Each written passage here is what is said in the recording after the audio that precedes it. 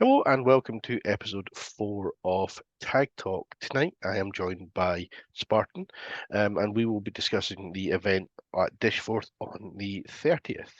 Once again, I was unable to attend because of issues with getting annual leave, but we thought we'd just be able to get James on to sit and discuss couple of topics. One was the photography. The second one was going to be the Airsoft Run app that was debuted at the event, and also some sort of in-depth coverage of his thoughts as a GO, game organizer. So I'll hand the mic over just now to James and just let him get started. Thank you very much, David. So it was a good turnout. We had 14 people, which seems to be quite a nice number, kind of coming through at the minute. And we managed to get through 7 games, which is a nice amount of games. There you go. I always try and aim for I want to give you 6 or 7 games. You're paying the money. Let's give you your money's worth of actually feeling informed with each other. So we did a bit of a warm up with the team deathmatch, which is just a nice get people active, get people almost back scoped in. Some people haven't shot glasses in a while. Some people are fresh back in. Yeah. Some people are getting familiar and it was a cold morning. Mm. It's always a cold morning at Dishforth. So it gets people a bit warmed up before you start getting the really competitive events, competitive games. Yep. That probably lasts for about 20 minutes. It took a long time to clear 2 teams of 7. People really thought about it and used the revive rule we always have in, which is kind of bleed out for 10 seconds if you get hit. If you're within that time, a teammate can get you in 1, 2, 3 revive with the hand on you, get you back in the game. And it just adds that extra dynamic of you got a safety net underneath you a little bit. Yeah. And it gives you a really quick way, particularly when we do pushback games throughout the day, of actually keeping in the game and really putting some pressure on if you use it properly. After that, we moved into a new area of the site, which has just recently been cleared out, which sits just behind the safe zone, behind the main kind of reception area at the site. We used it for Boba Fest last year. It fell into a little bit of disrepair over the winter. We've got it cleared back up again. And we call it the skeleton structure or the scaffolding area, which is quite a big open site. Yeah. And we'll get some pictures on for you, and there's some footage later on with bits of it as well. And it's a really nice, very tactical again. You've got some hill slopes. A lot of the cover you get on there is just natural around you. You've got maybe 2 or 3 bits of proper cover. We use that out to do a mix of Conquest, utilizing the app, and our roll the dice game, which is a fan favorite. Everyone seems to like a roll the dice game. It's good. Where we get people, one person for each team to actually roll a real dice to pick the numbers. And then that's the numbers you're going for. And watching people try and remember how a dice works and what numbers add up to what. Always fantastic on the day. To top it off, it was a windy day. At that point, it was a little windy. So it's quite common to see a dice just kind of bobbing along. And off it goes. It's not the number you left it on before. So we did. The very common phrase was, wind is not my friend, throughout that whole game. We did that for about half an hour, which was a nice back and forwards, lots of smokes. Probably some of the most smokes I've seen at an event. Yeah. More recently, we had a lot of smokes and bangs going off. People have really pushed the board out on their kit, I think, moving forwards. And they're really working that kit up and building up almost to match the site a little bit, which is really nice to see. I believe that there was quite a chatter about sort of blank firing grenades, or a few 3D printed things that people had sourced off of eBay that were like pros and cons. Yeah, they sort of fire the entire ring of them at once. Yes. There's quite a lot of chatter. I think I was going to try and get Bonehead to try and do a video of one that he'd actually made and see if we can maybe sort of splice He's been it in really here. successful. And it was interesting because a lot of the blank firing grenades we see traditionally used at that site, which are normally your 2-2 primer type grenades, but those don't always detonate on grass. No. Which is good because you also don't want to fight at half my site. Would be really nice. So there's a bonus in there. Yeah. But if it hits some soft patch of moss or anything like that, they have a habit of not going off. Whereas the 3D printed ones were still detonating on something soft. Yeah. So there was quite a lot of kind of people throwing a blank fang grenade going, oh, that's not gone. And then the new 3D printed ones firing the whole thing at once, actually detonating and catching people out. Yeah. So it was really nice to see that dynamic across. Mhm. It has to be said, when we did the CQB games after the kind of conquest game and the new skeleton structure, it was nice to not just have blank fire grenades. Everyone's ears were happy. Everyone Yeah, appreciated that. yeah. I think that one of the notes from last time was quite a few folk had tinnitus. Yeah, yeah. I've had it for years. You get used to it. Yeah, And it's one of those we always have said, your protection's advised. Not yeah, many people look at that bit, and then you kind of play some games in that particular area and go, you know what, ear protection is a really good idea. You should wear it. yeah. Um, Or you're just old and going oh, you deaf just anyway. hold and you just take it in. You just take it in. Um, but we did just a regular close quarters gameplay. Um, Adam or Blind Geek UK thankfully brought some death counters with him that we Yeah, utilized in the yeah. game. So every time you're kind of getting hit, you respawn and you're going back, pressing your button. And inevitably, it comes down to trying to control the central building, Mhm. and then whoever's respawned the less is going to win. Yeah. Whoever's managed to keep their people alive. We then stopped for lunch. Mhm. By then, we looked about kind of 12-ish. We managed to get at lunch actually on time. And a lot of that was down to planning, which again, we're going to touch on the app I know later on, but the app really helps as a geo actually plan and work out how your day is going to run without having to run around with pens and paper or check notes every 5 seconds. After lunch, we went back in the CQB, Mhm. partly because one of the things I wanted to try with the app didn't work. Over lunch, I got the chance to set it back up again and thought, let's give it another go. So we did another CQB capture, which allowed me to split the building in half and actually get people competing for zones in there. We then did a good old-fashioned egg hunt using the old water bombs that we had in one of the previous events, not filled with water this time, much to everyone's thankfulness. The first thing people said after I brought the bucket out with all the water bombs in, right, we're going to do an egg hunt, and like, tell me we're not going to have to fill those up again and try and carry them back. Because they do, you just pick them up and it just split, and you're like, oh, that's not counting anymore. I'll go and try and get another one. So we did that one just with 2 buckets. Again, I marked the zones, which was really handy to do on the app, so that if you were checking it, you could look and go, oh, there's where the buckets are. So that's where I'm trying to fight over.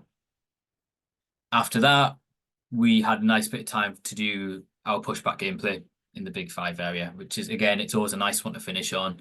It's a nice game anyway, Yeah, working back through the buildings, background, and I made sure we had enough time to actually get the swap in and get both yeah. runs in as well this time.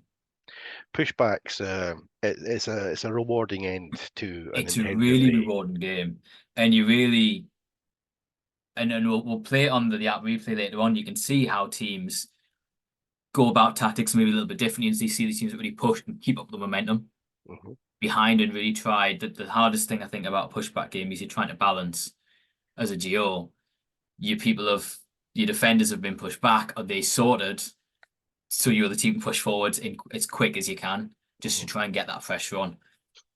Because from an attacking point of view, you want to keep that pressure up and keep them moving. That's right. Whereas from a defender point of view, you want a second just to reload. Okay, I'm in a nice position. I'm ready. Yeah, Especially if you're the last defender to get tagged and you're running around the next building trying to work out where's your best spot, where's everyone else set up. Right, okay, I'm here. Let's go. yeah, So it just kind of that game flow, it's getting tidy every time. But I think we're getting a lot more players coming regularly who recognize that okay, this is where I'm in a good position here. yeah. So that the They flow is much faster. they're learning the spots.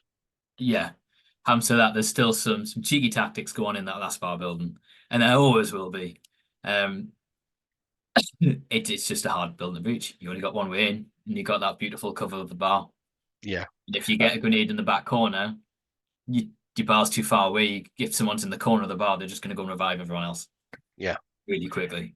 It's very much you have to organize your assault. Yeah, You know, but you got to really stack and use your tactics. And yeah. throughout all that game, it is, and I'd say the majority of games that I run at Dishforth, they're designed to be tactical games. They're designed to make you think and plan out how you're actually going to attack this. Yeah. Outside of your TDM and your general CQB play, things like when we did CQB capture, there's only 2 doors. There's a door on each side to get and capture your building. Mhm. It's pitch black inside there. I didn't put lights in. I'm not going to wire lights in a building. Most people have got torches. Go in, and if you're in there for 5 minutes, your eyes adjust anyway. And what you did see is some people going in there. Al and Adam were great at it. Go in there, pick a corner, let their eyes adjust, and cover the room, and really hold their owns in those buildings. And we've never played it like that in the CQB. We've always just played a death match. But this time we mixed up and we actually gave the teams points for managing to stay and hold different areas of the buildings. Well, the central building. Yeah. We also got our spawn positions slightly different, which worked a lot better. Mhm. We spawned. Again, we'll put the replay footage up so you can see kind of the two spawns on either side. Rather than the third one, we normally have it kind of an angle off in the corner. We had our two spawns kind of literally side by side. You got three doorways in, one doorway is out of use. There's your two spawn points, so you're both getting in at the same time. There's no kind of fight for speed. Well, it's always a fight for speed. It's a close quarters game, but you've got equal distance every time. Yeah. So it did it, and they run nicely. They ran smoothly. People enjoyed themselves. I can't ask for much more than that. Lots of foam was flung. I didn't get many darts back. Got more than last time, but it's always that's like each darts. Simple Yeah. as that. You fire a shot and then you never know if you're going to get that dart back or not. Yeah. Um, You biological warfare is thrown around quite a lot. It's just a dart with some stuff stuck to it. It just fires through a blaster anyway. It's fine. yeah. There's definitely people have to understand that when they go to Dishforth, it's don't expect to get your darts back. Yeah, don't expect much. I'll give you back as many as we can. Yeah.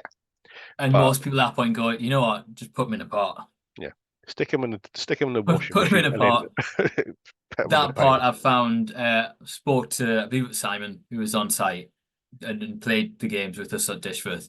He found somewhere that he managed to get quite a lot of full length darts. So again, asking favours. Where did he get them from? He sent me the links. I'm hoping to start to top up that dart pool as well soon. Yeah.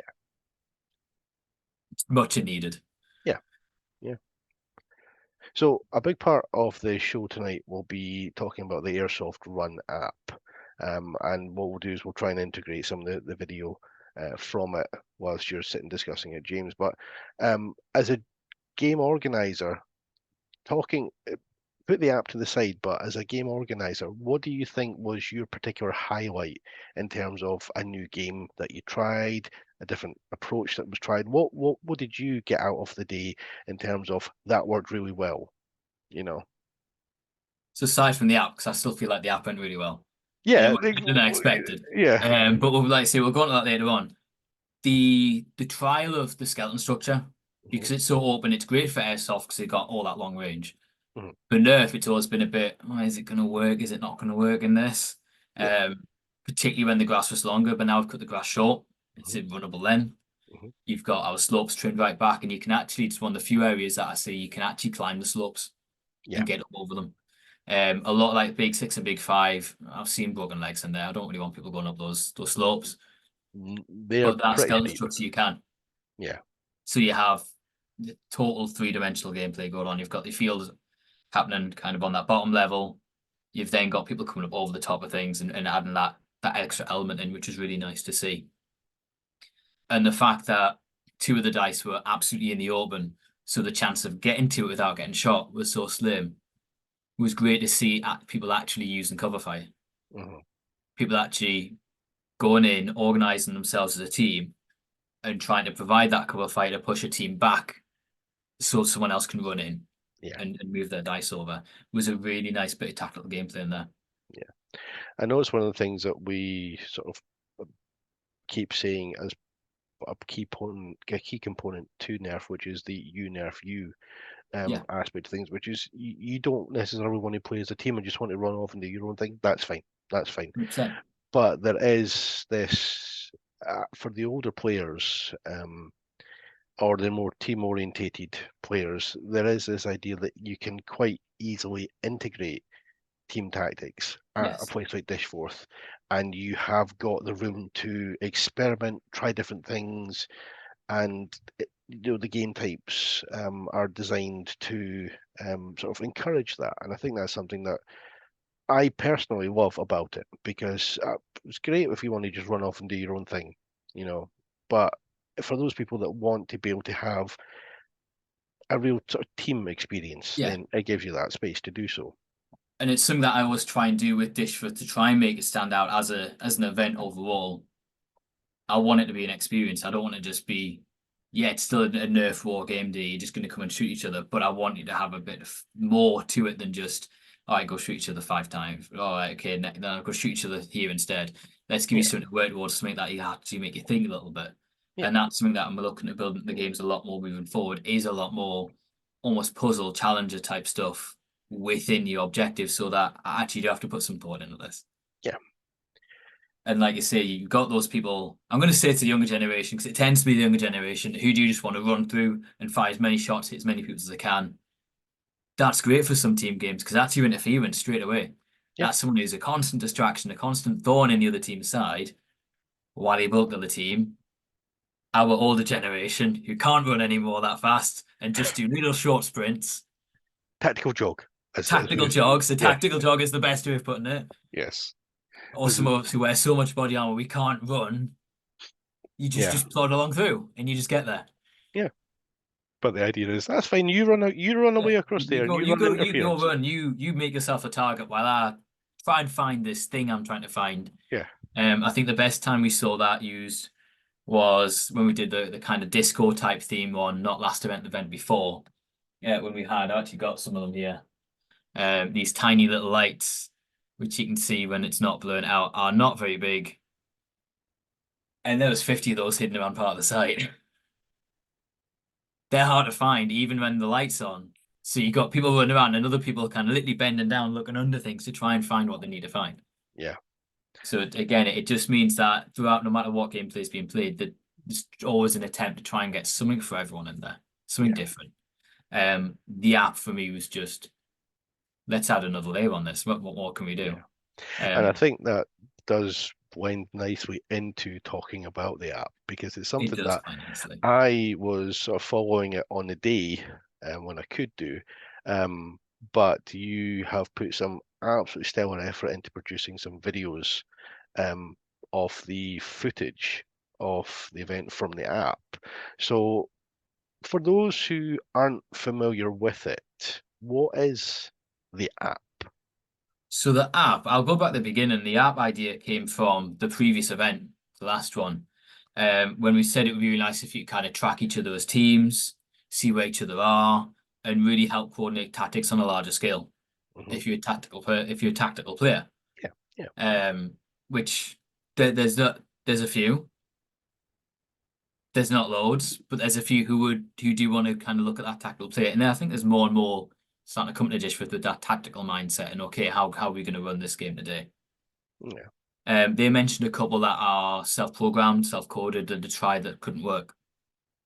So I started looking around at different apps, different things. And in fairness, I started with what are Airsoft using? Because if Airsoft use it, there's nothing stopping us use it as a Nerf community. It's probably going to work and do the same thing. We realistically play very similar game styles, just ours is much more relaxed. yeah. Inherently much more relaxed. The second challenge was finding one free that I didn't have to pay for. Yeah, That became a bigger challenge. That became a bit harder. But then I found the Airsoft Run App, and I looked at it. It had some decent reviews. It was made by airsofters for airsofters, which is always a good sign to me. If the community's built something rather than having a company build it. yeah, Free for up to 20 players. I'm not going to complain at that. I'm normally standing around 14. Hey, if we get 22 players and everyone's on the app, it doesn't cost much to add people on. no, But they'll charge me for something stupid like €50, 50 cents per player. yeah. Wow. You Yeah, cover it, right? The site fees and everything will cover that. That's fine, yeah. and I can Because you, still have the rest to invest it back into the games yeah, for you. So you're not that's bankrupting yourself for your. exactly. How that have been said, there was challenges in setting it up, and there was a point in actually setting it up. What I have to do is it generates a map of the world, like a Google Maps view, and I have to find the site. But you can't put coordinates into this app to find the site. So I had to zoom into the UK, find a section of A1, the motorway, and go, that's north or south, based on this city that I can see. I'm now going to have to follow this road. And essentially what I did is I found my house and I drove down to the side to find it. I was like, yeah, there it is. It looks so clear now. So for everyone who played and was like, oh, this map looks okay, thanks, because it took me an hour just to find the damn place, right? You then just net off and you start to build out. So now that's saved. If I'm not getting it moves the whole thing though. So I've got to watch my left and right clicks. And then it was a case of, okay, I'm going to sit and mark down the spawn points for a game type. And how does this work? And trial and error, I build everything in the one playfield. Yeah. I built the playfield for the majority of game types in one go. It took us maybe 3 hours, which feels like a long time when I say it out loud. And that was mapping out where spawn points, where are buildings that we'd normally use as capture areas. The skeleton structure has 4 zones, and you can see kind of people capturing those zones, and it'll turn red if it's red team captured or blue if blue team's captured. So it's very clear straight away if anyone stopped and looked at it, go, that's ours, that's theirs, we need to capture theirs. Yeah. And where to divert your efforts to. And that was part of the idea behind it. As well as from a geo who does all the photography for the site, it's really hard to track where your players are across that site. You can stand on one place and wait for 10 minutes and not realize the action's happening until you hear a grenade go off and go, I've got to run that way. And off you go running with the camera, and by the time you get there, the action's over there again. Yeah. It's very hard to track. It's worth pointing out in the replay footage that we're playing for you can see both teams. Now, the morning didn't go as well as the afternoon, but you can see red team and blue team. We kept it easy. Red team, blue team, that'll do. Doesn't matter what colours are on the arms. When they were playing throughout the day, on the app, they were red team and blue team. Nice and simple. Red team did look like they had a lot more players, 90% of the time. That was purely down to how, when we found it out at lunch, how they were locking their phones. If you minimize the app and lock your phone when it's running, it wasn't capturing as well as if you had the app open and just locked your phone and put it in your pocket. So that was a lesson we learned quite quick, as how it works. Also little teething issues like making sure people have the set so it constantly shares location data. Yeah. It's going to eat battery, and it did eat some batteries. But I also said at the beginning, it could well eat your battery, so be prepared for that. Yeah. Yeah. I think it was Blue. Yeah, it was Blue's phone, I think, died halfway through the last game because it ran out. It went in low power mode, and the alert came up and it cut off the location. And then you literally, when you played it back, and I've looked at it a few times, you can see him just suddenly, he's gone, disappears off the face of the map. But it was nice. I wanted to try and create a new dynamic. I wanted to find a system that would help me as a GO organize games, run the games, track players, count scores up. I really liked what we did for Bobberfest when we had people capturing specific sites, parts of the site. Worked really well, and I always think that was an amazing game. And if I had 30 players turn up the site, I would run that same game system, 100%. Yeah. But what I would do now is I would create my zones on the app so I don't have to have a moderator every single zone or carrying around anything. You go in, you capture that area, it'll display it as captured. You can then divert your efforts to the next area. And once it's captured, it just sits and builds up points. It almost is like an eye on Battlefield or Call of Duty into the nerve system. There were we had some teething issues throughout the day. Some of them came from it's the first time use. There was always going to be problems. And I knew there was always going to be problems. The problem I didn't expect is as soon as we sent it and made it live, I got so many more options available as a game organizer that I couldn't see before. Okay. I set that live and said, right, it's on the app now, I can find it. It's set as ready. And I'm like, oh my God, there's another 10,000 options on here. There's more that we can do. And that is utilizing, and it's something that we'll look to do in future games where possible. You can utilize QR codes. And we played with them in the afternoon footage, which we'll switch it over to now for you. So you get a bit more of the diverse kind of movement. And the afternoon captured better. You got more of the blue team in there because we fixed a lot of the issues with the location settings. We can set QR codes. You can set, we call them toys, which we had a bit of a play with where you could have like airstrikes. And I set the diameter of the airstrike and how close you have to be to set it. So I could set it so that to initiate an airstrike, you have to be on the point you want to set it at. And then you're going to have to run across half the site to get out of the way of it in 10 seconds. or you're going to get hit yourself. You could have mortars, mines that would maybe you could put in place and sat for 3 minutes. It would detonate if someone was in kind of 5 meters of it for a few seconds. No one wanted a UAV, which in my opinion is the strongest tool in there because that UAV was set to show all player locations for 10 seconds, which meant you could see everyone, the whole of every team, which again on a 2x2 gives you a little bit. If we keep getting regular player numbers up, kind of around the 15, 16 mark, I have then got scope to create multiple teams, not just the two. As an organizer, and run games with 4 teams, 4 small teams running around, and that becomes a very powerful tool very quick. Yeah. But the best bit was the fact that you could program QR codes to send messages. And you could have as many as you wanted. So future things like if we have certain goal objectives that need to be done, you could scan the QR code to give yourself a clue. And help guide you along the journey of whatever game type that is. Yeah. Not for every game, but for 1 or 2 immersive games within the day, it just adds that extra layer of challenge and that extra layer that I've got to run around and shoot each other and try and remember this objective I need to do for extra points so I can win as my team. Yeah. As much as every nerfer wants to run around and shoot each other and play the Oh own yeah, style. absolutely. Everyone also wants to win, and I've never seen such a competitive area.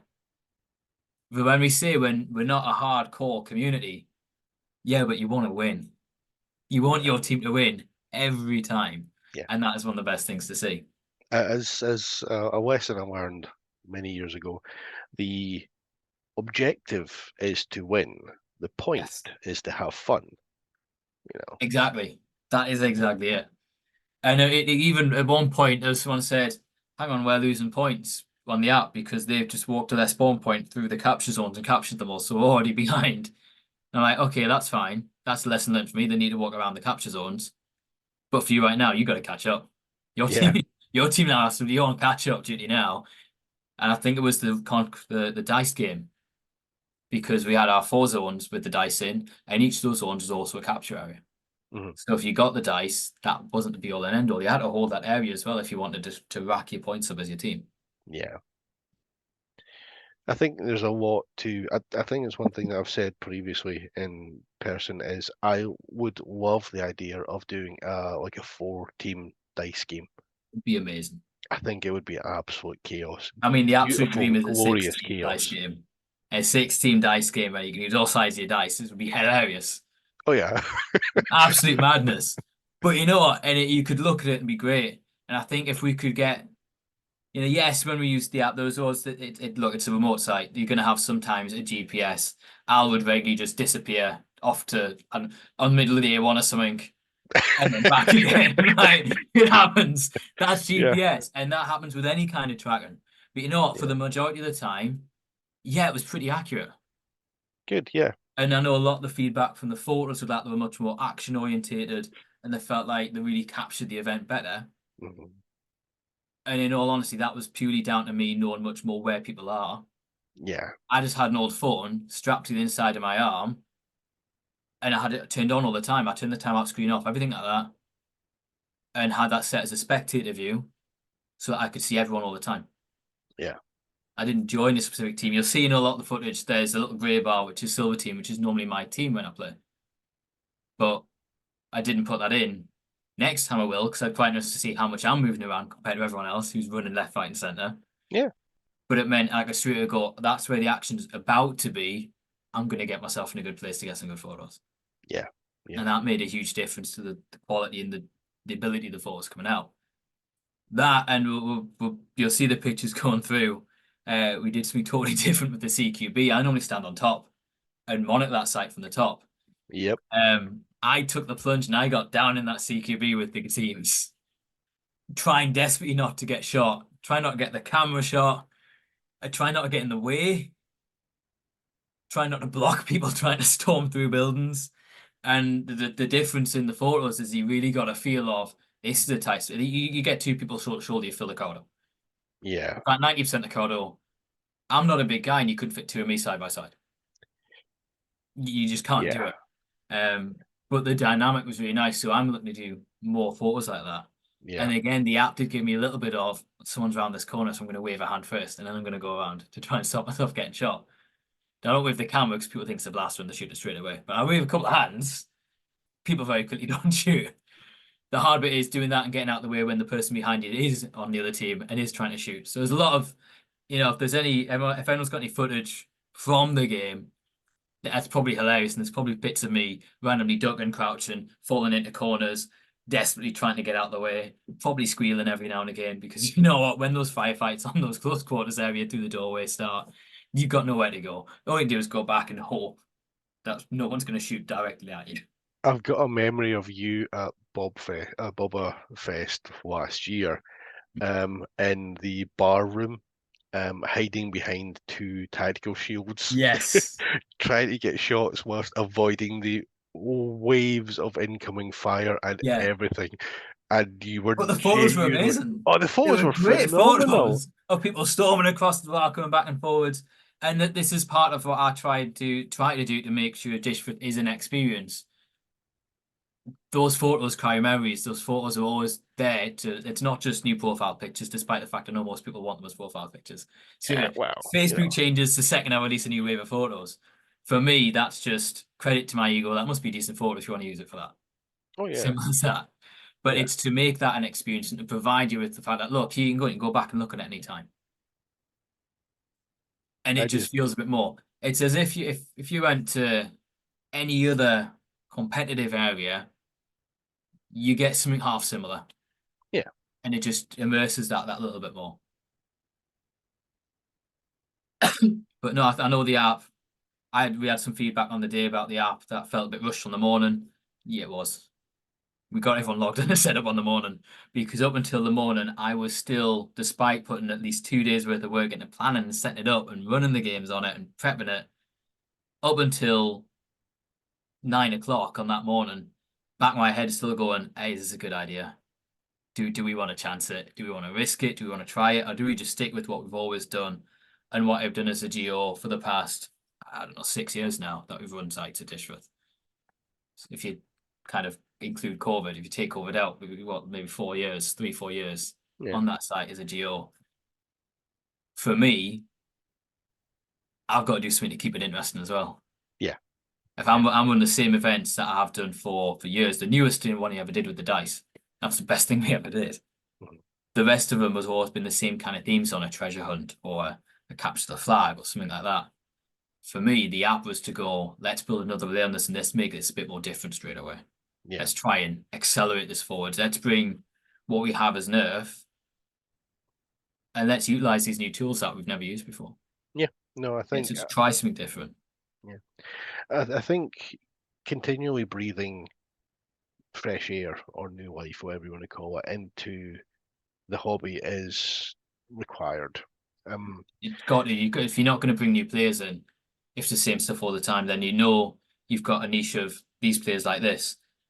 But if we want to get more people in the hobby, we need to keep growing that niche and build it out and build it out and build it out. And for just to use a particular venue as an example, like Sarah and I have attended 3 of the Nerf Mania events that Adam has run.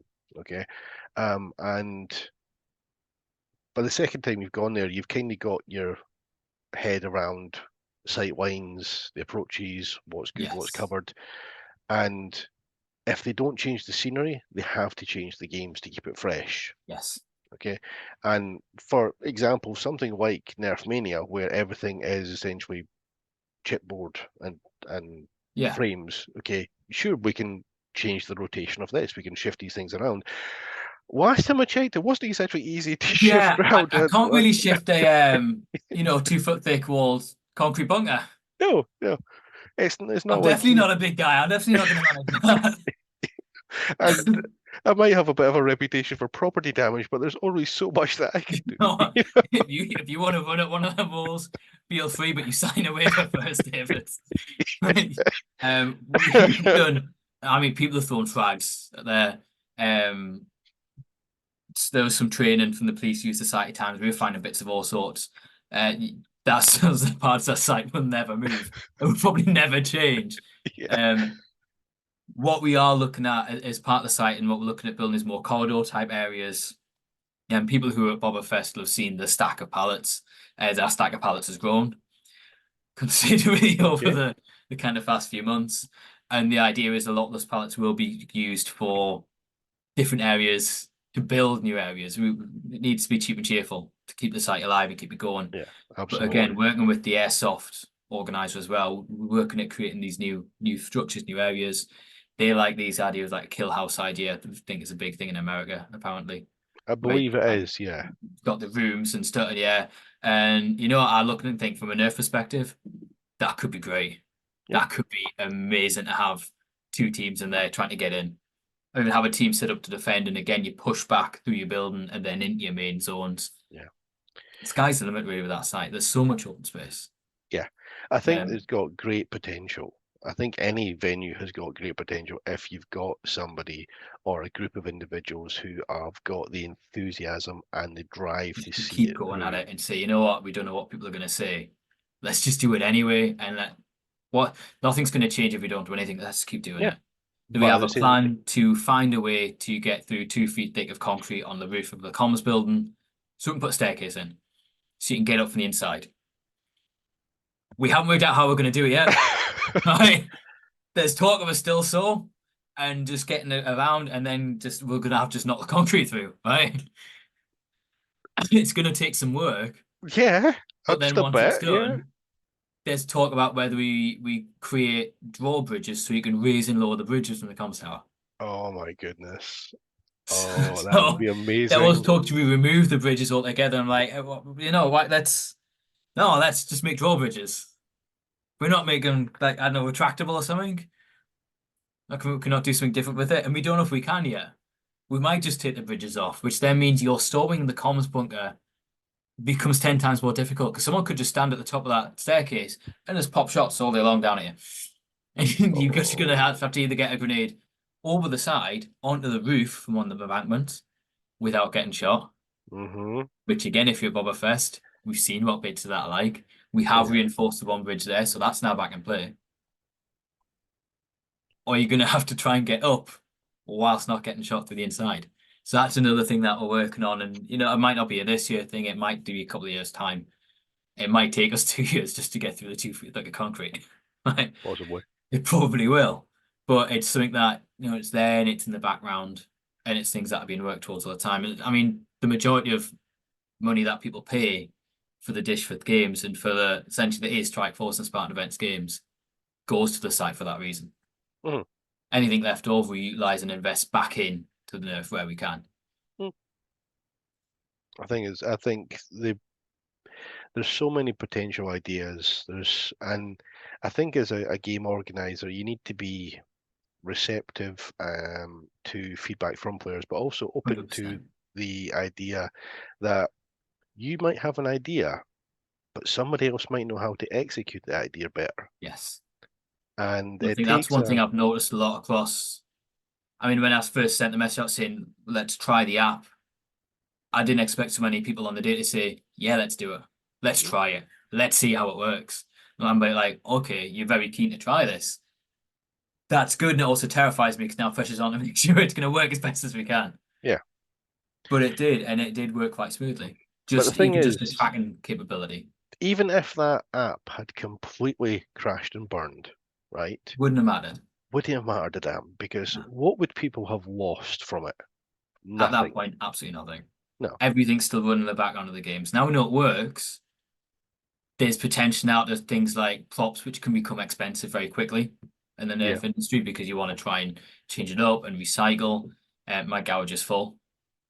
I can't upcycle anymore. There's some props are probably gonna have to go. Things like the water bombs will stay. Inflatables get damaged. I'm now at a point where I'm probably not going to keep replacing inflatables. I'm still trying to find bigger dice, slowly but surely. That Um. are still inflatable. Just. Uh. I'm talking 2 meter wide, David. Yeah. 2 meter No. The. square. Huge dice where you can't see the number on top. You're gonna have to just hope it's on your number. What's the Dave and Al at Foam Dart Thunder have inflate? Oh, they're maybe not 2 meters. They've got inflatable barricade type things. But they've got like square. They've got basically got something that you could repaint for the You purpose of could being a paint it really dice. quickly. But But I also look at it, the I company want that like made it would probably just a lot of do them. those are 1.5 meters.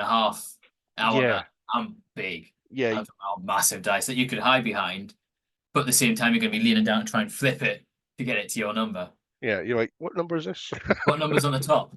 Oh, it's that one. Okay, well, flip, flip. What's the like, It just give it a watches. challenge. Make it even more fun. Just Because if there's anything I've learned, it's that's the type of stuff that people seem to like. Crazier the better. Like, this that sounds ridiculous, but it's no, hilarious and it it makes doesn't. for amazing photos of Yeah, people trying to flip things and looking at dice and fighting over dice. you could just imagine somebody on doing like a Wilhelm screen as they get rolled over by the dice because they try Yeah. to hide on the other side.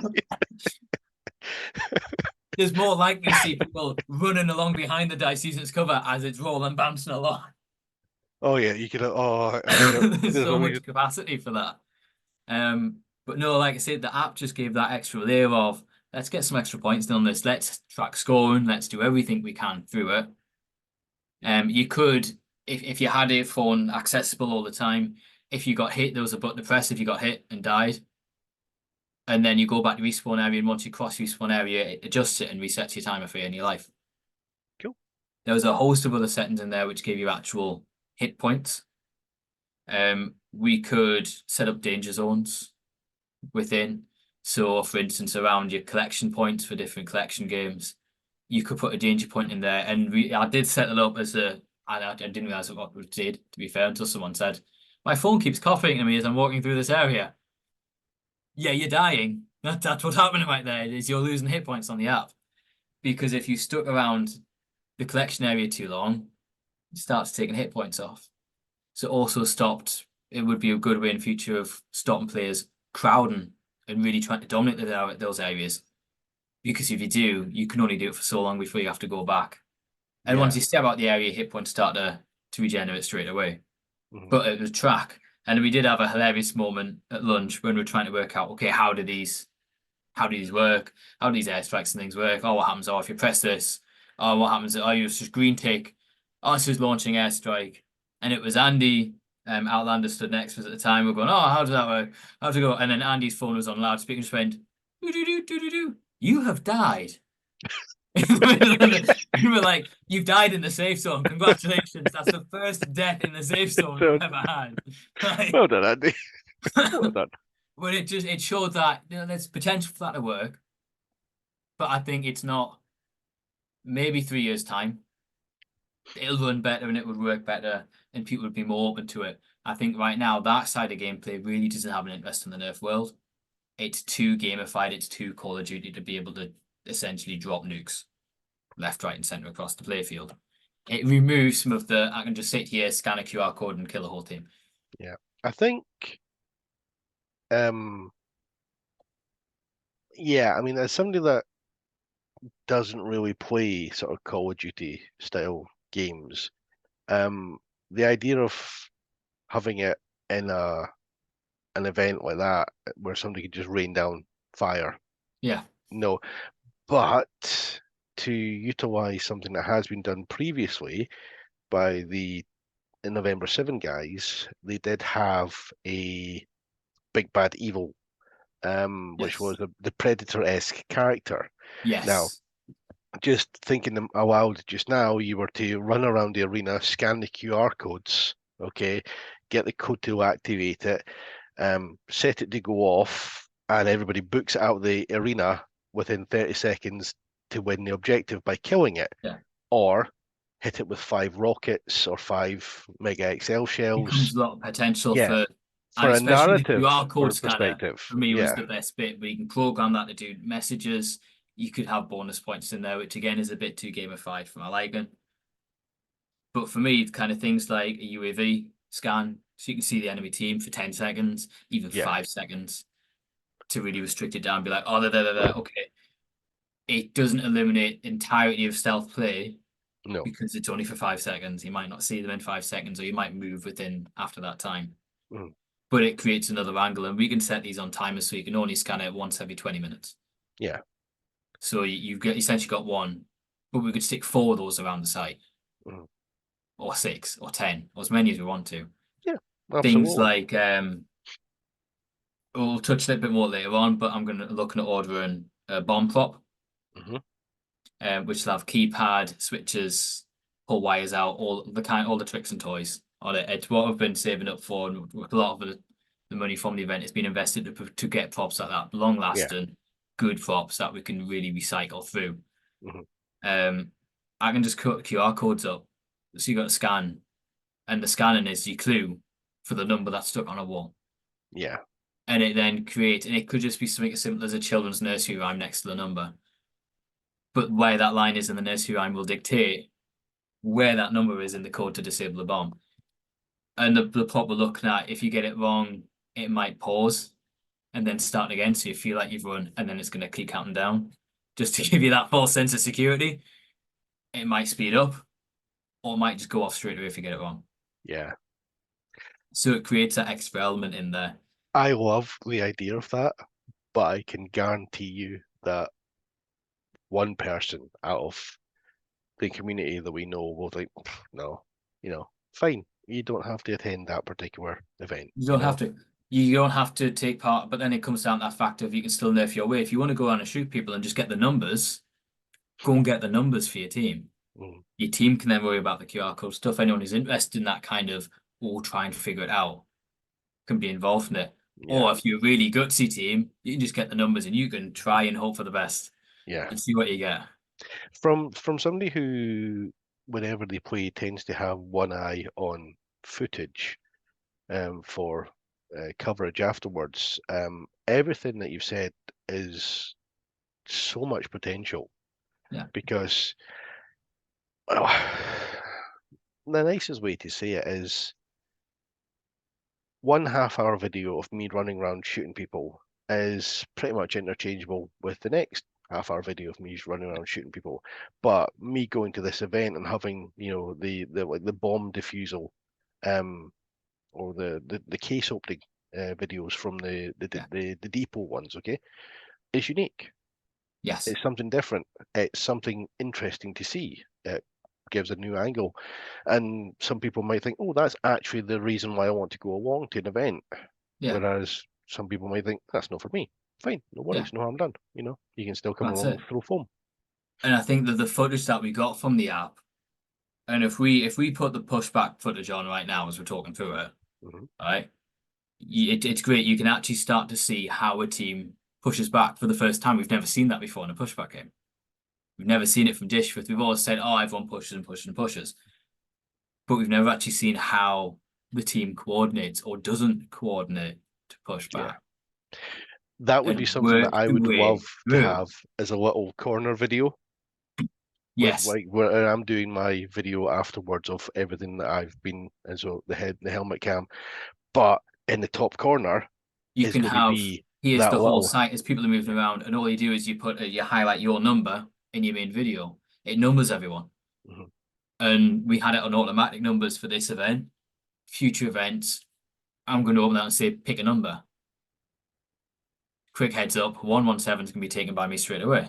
That is my number. It always will be my number. So no one gets that one. But you have then the choice of number, and you can Is hold there a the same all the story time. behind that one? My call sign is Spartan. My full call sign is Spartan 117. Right. Fair enough. Those It's that not. a couple of events ago will have noticed my helmet has been upgraded from the standard Spartan helmet that is on this picture behind me. It is now a Master Chief helmet. I don't think I spotted that one. There wasn't many pictures of me from the last event. No, Not no. last one, the one before. So I will always pick number 117. But the fact that then you can have the same number and every time you join the game, you pick your team, put my number in. That means that for people like yourself, David, who then do after footage, that can do the replay capture, send you the footage, playing footage over as well, not just the ones that I've edited that we're playing through at the moment. Hmm. But you can then have it so your number's always the same. So people will then familiar. David is always number 10. Yeah. So I'm looking for number 10 to see how number 10 moves around the site. And it was a really interesting playback view for me as a duo as well to see where sticking points.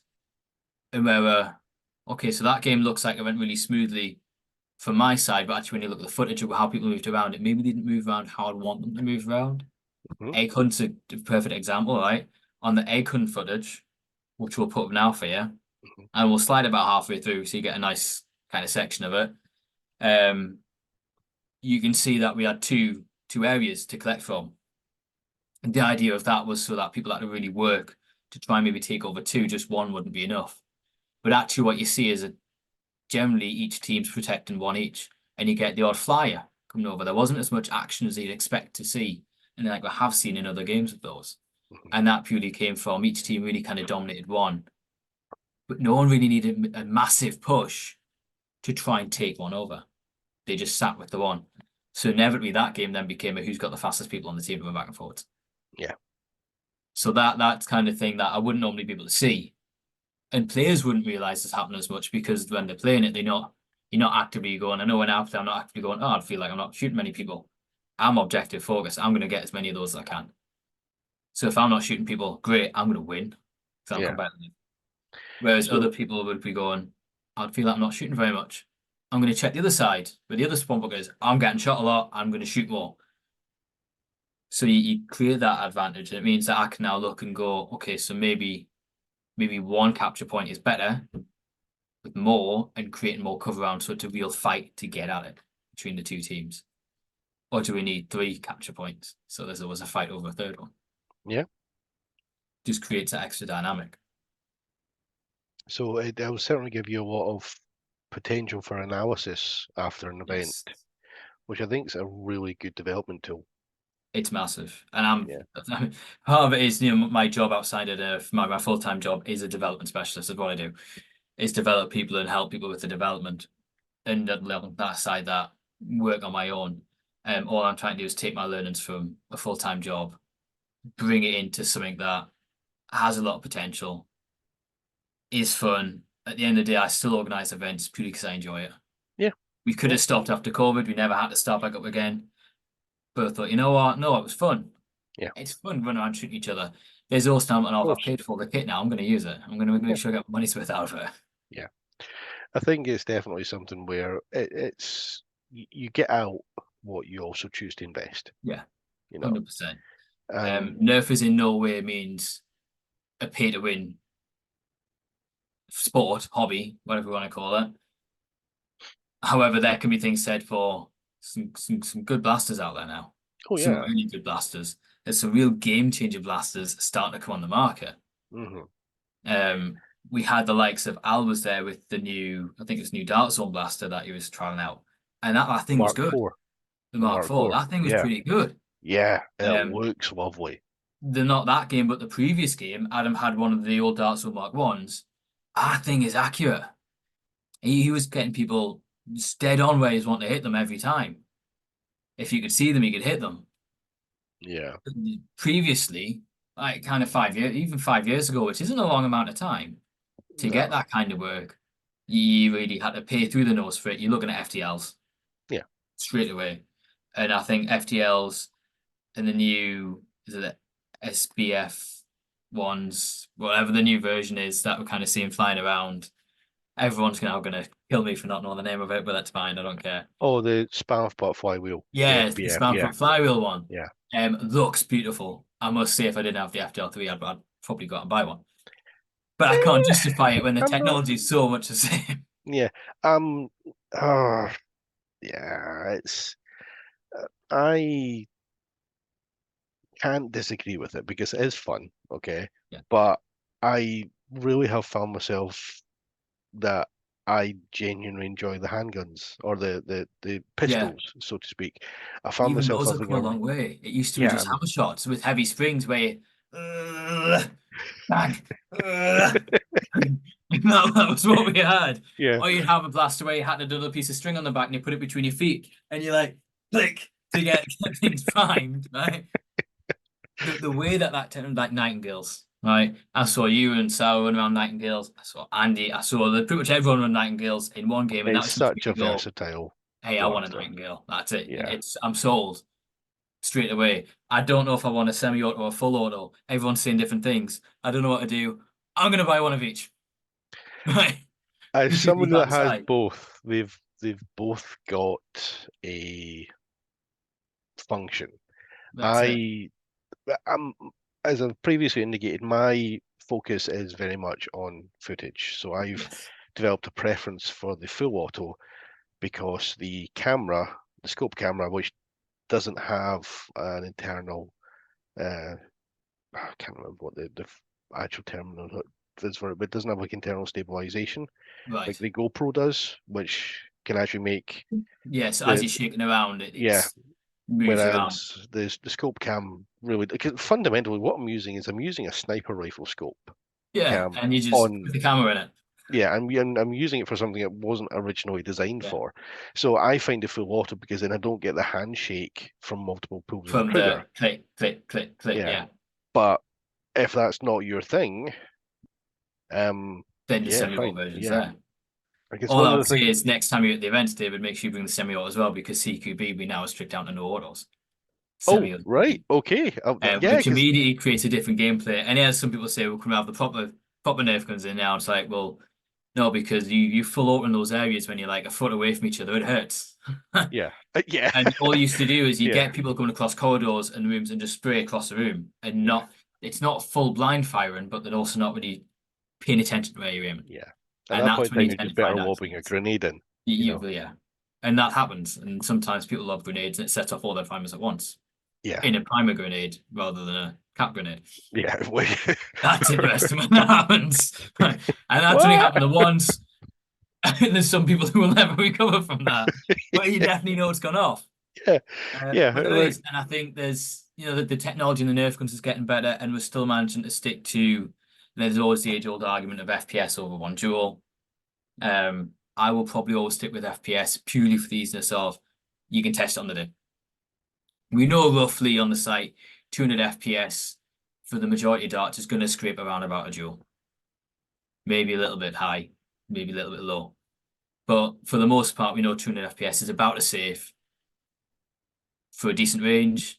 We know we want to be stepping it down to kind of 130-ish in CQB. CQB because Yeah. then you are getting really, really close. And that's when you start to find this, not accidents, so to speak, but things get heated, Yeah. And which is what you don't want on a game day. You don't want people getting too heated amongst each other. yeah, because accidents do happen as Yes. we're always There's always, at the end of the day, you're playing with a modified kids toy that is designed to do much more than the kids toy version. yeah. I've always looked at it. I mean, my background is firearms anyway. I've always worked with firearms and live firearms. So I always look at it as the Nerf gun. Yes, we call it a blaster, not a gun. But you need to treat it like a gun. Yeah. Because Yeah. it's still got some power behind it. You still got accident and injury potential on there. We are essentially playing with dulled down versions of firearms. Yeah. And if you look at, let's think about the AEGs that are starting to now come out on the market. Hmm.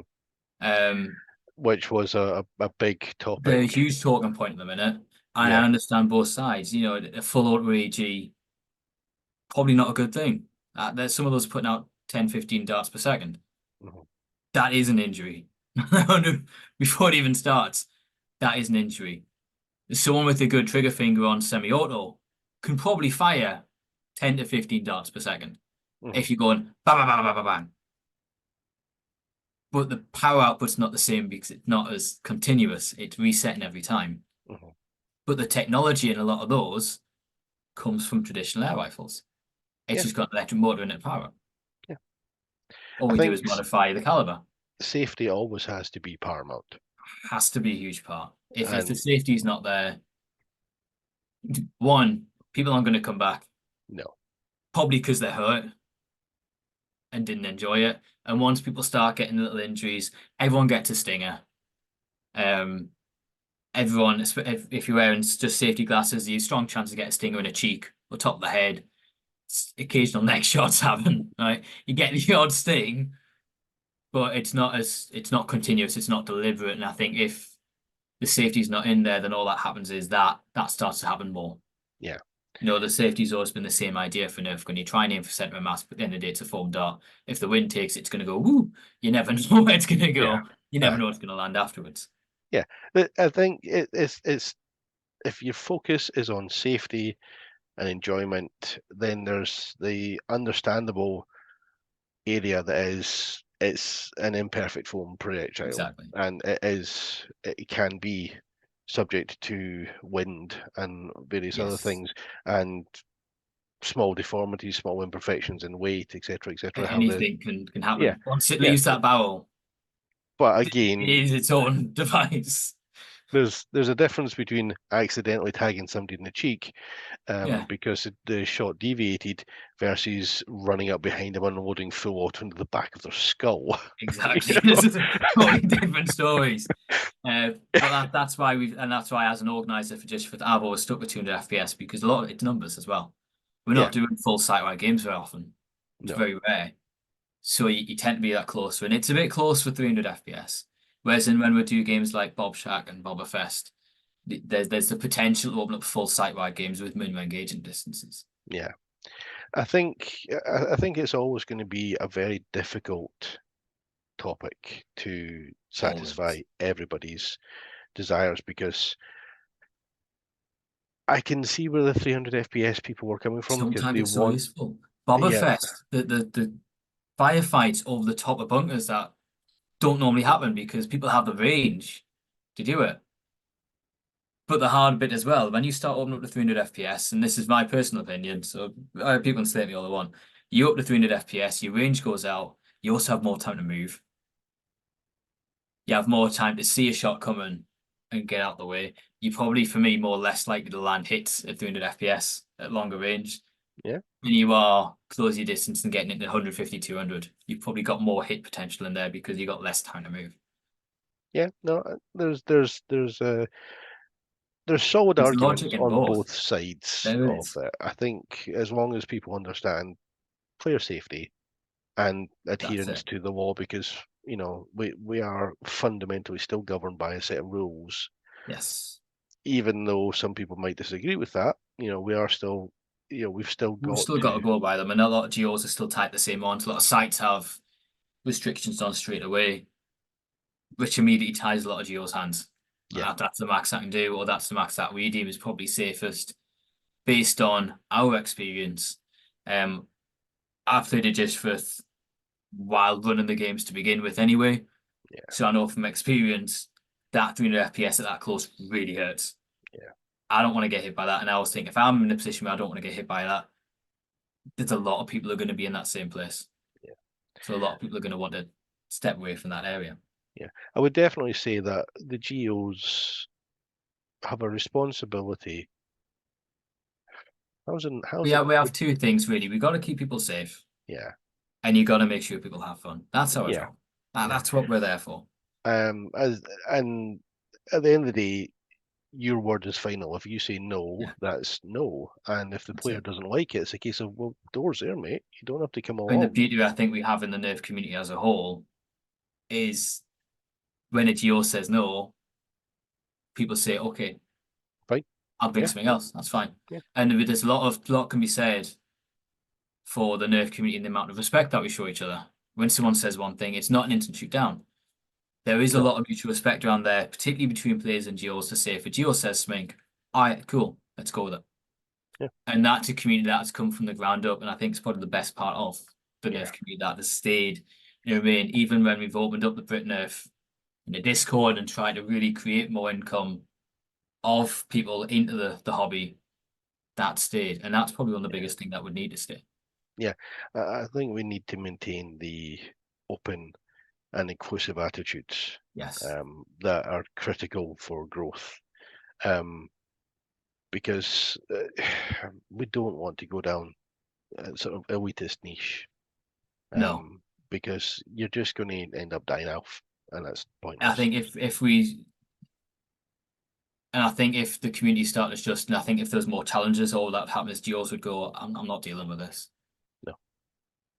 As somebody who has been a game organizer for a different hobby, for about 4 years, um, I only ever had to boot one person out of an event that I ran, Yeah. um, because it was a case of, all right, I've given you several warnings. It's now foot comes down. out. Yeah. And I always think I've been lucky as a GO to not have to do that at any point. People tend to take, come on, quiet or whatever. Try not to throw flags in that direction. Try and call them before you throw them. Which, granted, I think, and one of the things we shifted more this year is I don't necessarily want someone to call when they're going to throw a grenade. Because you call and frag out and everyone goes, grenade's coming, I'm going to get behind hard cover. You lose your impact of grenades. So we've taken a lot of the kind of calling grenades out. Because as a site we're struggling to get hold of smoke grenades, we'd allow people to bring their own smoke grenades in and buy them themselves and bring them on site. So all of a sudden we have a lot of smokes back out again. And that again is one of the things that's really helped as a site do. And that's another thing that I found the app really useful for. Yeah. There are areas where if people throw smoke down and the wind gets up, I can't see. I can't see any. I don't even know if there's someone behind there. I'm just going to take a photo. Yeah. The app let me for once actually go, there is someone behind there. So I'm not going to walk through that. I'm going to walk this way around so they can see me and not just shoot me. Yeah. I think there's quite a few of the shots from the selection that you There's a lot of smoke. published. I love smoke. There's a lot of smoke. They look amazing. And I think smoke in Dishforth is a great potential because it changes up sight lines. You can easily, you're one person defending an area. Well, they don't know that. If you lay down a whole bunch of smoke. You lay down smoke and fire a few shots, you can't tell who's there and who's not. Yeah. And it's that promotion of a tactical play style. Yeah. Rather than just we're going to keep fighting until one person gets hit and pushes back, or one person runs out of ammo, which again has happened before. People go, "Oh, I'm empty. I'm going to have to just call a hit and go back and respawn and grab some more." Yeah. I think everyone's been there at some point and gone, I haven't got anything. I've got a grenade. That's all I've got. I'm going to throw that. Yeah. I'm out.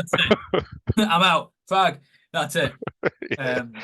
But we do, and we're seeing more and more of the smokes, and they're good quality smokes. A lot of the smokes people are using are like photography type smokes, which they're good. They don't burn for a stupid amount of time. They burn for about 30 seconds to a minute. And they look nice and they run nicely. Yeah. And it's like any smoke grenade, try not to breathe it in. Because it's never good for your lungs. But if you want to hold your breath and run through, you've got that option. And there are players who will do that. And it just does add such a nice, and I think from a photography side on to bring us into that kind of line a little bit and that topic, a smoke makes photos look so good. That's why there's so many from that site, because people drop smoke. I'm like, oh, I'm going to that smoke. I don't care how many people there. I'm going there. I'm going to get photos in that smoke. And they are some of the most popular photos because it just creates such an atmosphere. It tells you what the game was like.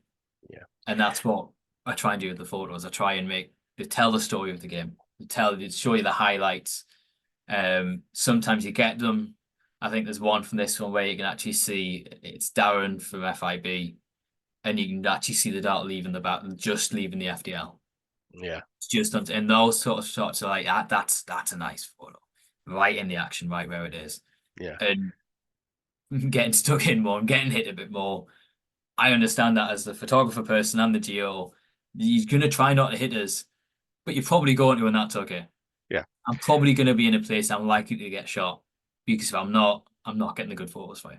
There's a difference between the occasional shot hitting you versus getting mag dumped. Yeah, and you know what? There's people who have mag dumped me, and will probably watch this and go, "I've definitely mag dumped you." Literally, John and Andy, if you're watching, that's 100% you guys. From Strike Force, I've definitely mag dumped me before. In the left leg is the common joke. Shoot me in the left leg. I bruises for weeks on that occasion. But there is, and I don't mind getting hit. If anything, there's times where I've been hit, and it's made a great photo because it's such a weird angle, and it just captured it so well. I remember shooting you in the back of the head by accident. But then there's some great photos come off the bit of, oh, I've been hit, and you just capture someone else going, oh, I've been hit at the same time. Yeah. I do admit, when I take the photos, try and restrict and try not to get photos if you've been tagged. Otherwise, it's just loads of people with hands in the air. It looks like a school. Yeah. It looks like everyone's on a school field trip. Can I go to the bathroom, please? Is what it looks like. And I do try and restrict those photos. There's still a few will come up because every now and again I go, actually, you know what? That's a nice photo as it is. We're going to keep that one in. Yeah. I think there's one of Al in the skeleton structure with the shield and his hand up, and the photo just looked good. I didn't want to take it out because the rest of the composition was really nice. Yeah. If it was shooting, it would have been a perfect photo. Unfortunately, I turned as he got hit, so I lost. I missed that one. But you can't get every single photo. No, you can't. I think we have been chatting a little bit about photography there, okay? Um, I'm a player who has a camera.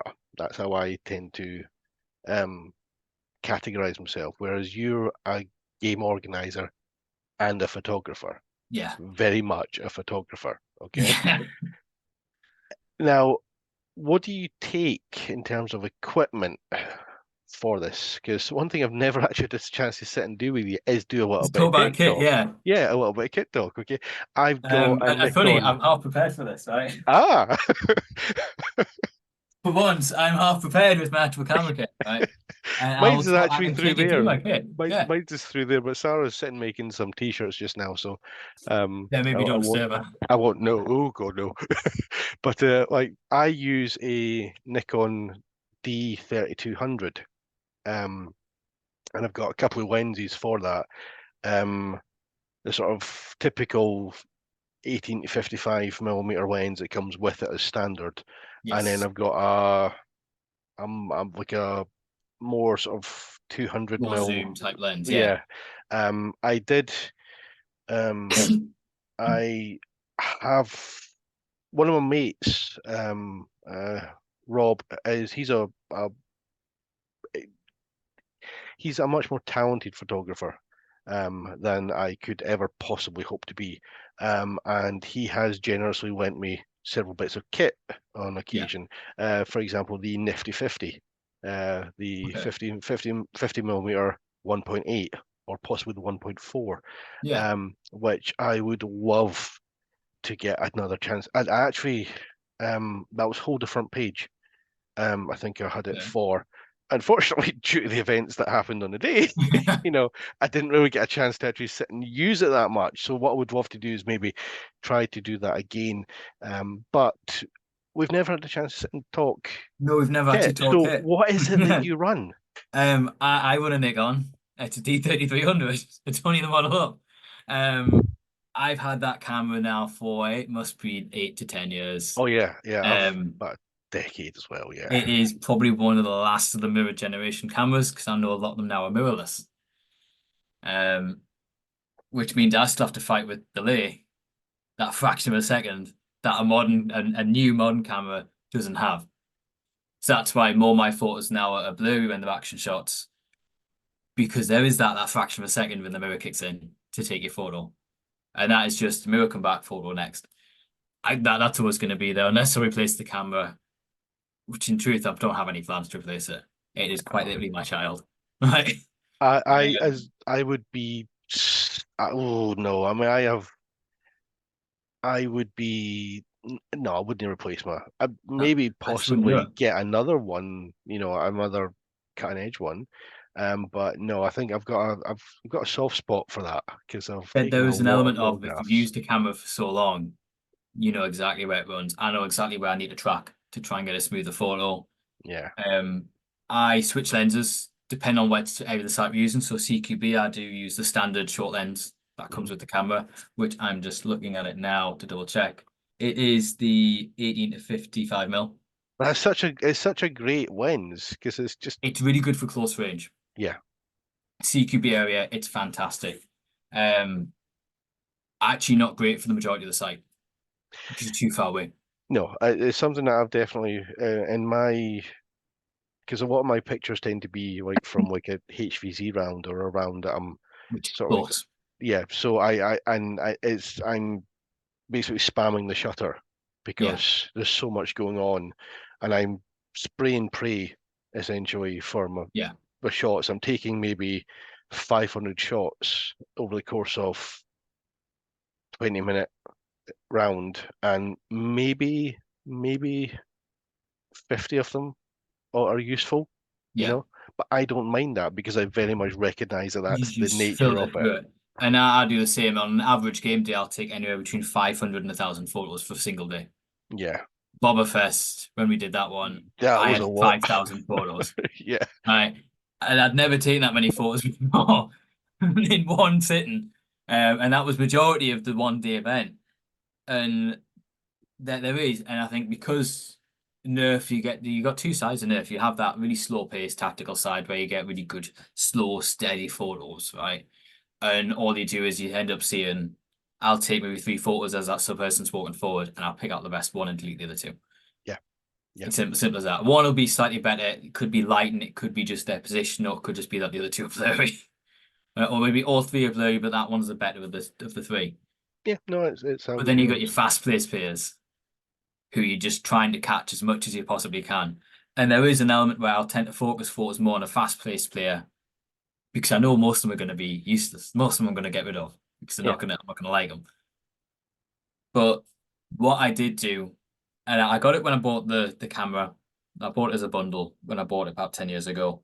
But I never really appreciated it until I started doing the photography for Nerf type events. And again, I'm no photographer. I have no qualifications, no nothing. I have practice, so much practice. I have my secondary lens, which is my big lens, which I know is small. Photographer's big lens is like another length of my arm. Yeah. This one is my 70 to 300 mil, and it's a 4.5 to 5.6 again, same sizing, right? But this gives me a much bigger zoom. Yeah.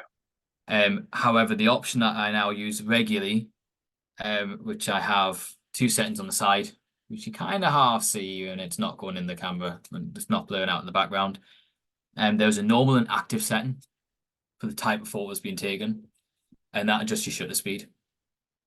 So that's now on active for me all the time.